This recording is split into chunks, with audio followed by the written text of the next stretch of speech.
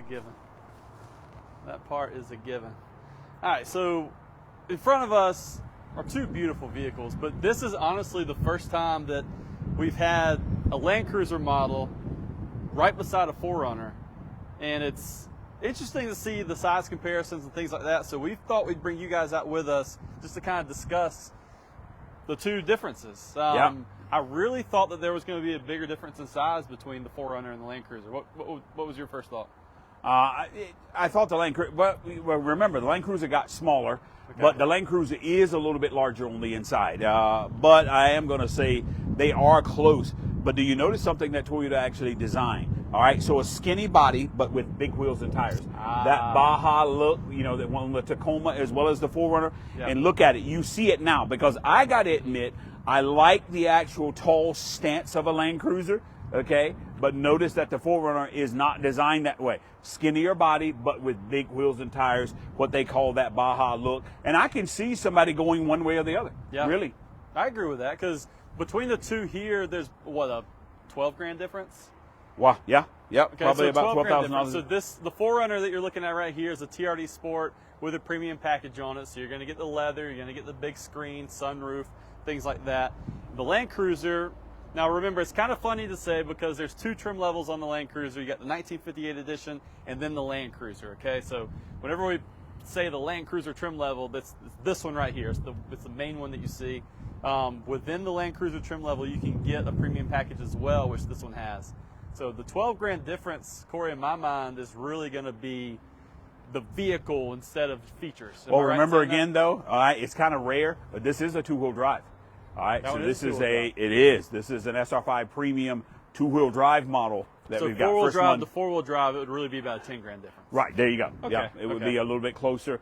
Both of them have a sunroof. I see that. Now, if we're talking just off-road capability between the two, let's say this was a four-wheel drive compared to the four-wheel drive Land Cruiser. Wow. Is the big difference just going to be the Land Cruiser is an all-time four-wheel drive? Is that kind of it? Right. All right, so the Land Cruiser is full-time four-wheel drive.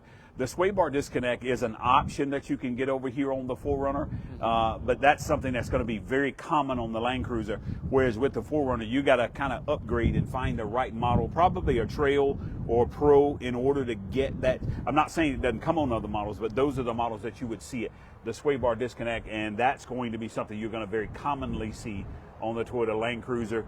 TRD off-road or Trail, that would where crawl control would come from, as well as the rear locking differential, but that's going to be on the Land Cruiser as well. So I think for the 4Runner, it kind of takes care of both worlds. It takes care of the urban world.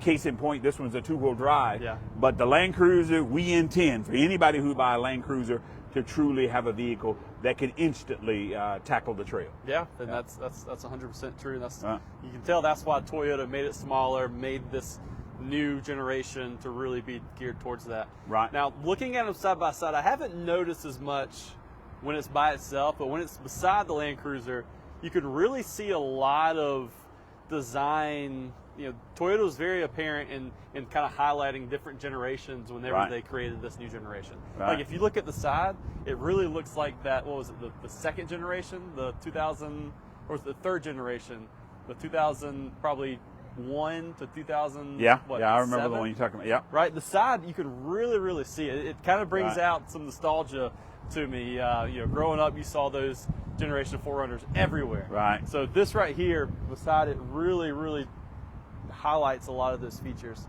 I love them side by side. I think they look fantastic. The 4Runner really does hold its own though beside the Land Cruiser. Right. Where back in the past it didn't.